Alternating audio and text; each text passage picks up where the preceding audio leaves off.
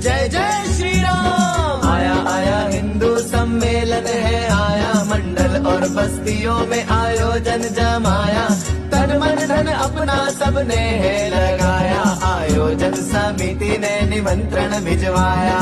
हाँ तो माता बहने बंधुओं, संघ शताब्दी वर्ष में पूरे भारत में हिंदू सम्मेलन हो रहे हैं। हिंदू जगेगा तो विश्व जगेगा, मानव का विश्वास जगेगा, भेद भावना का ये तमस छटेगा, समरसता का भाई अमृत बरसेगा।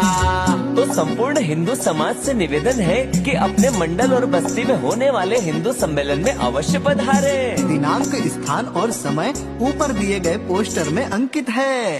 हिंदू सम्मेलन में आना, कहीं चूक न जाना, आप सभी को है निमंत्रण हमारा।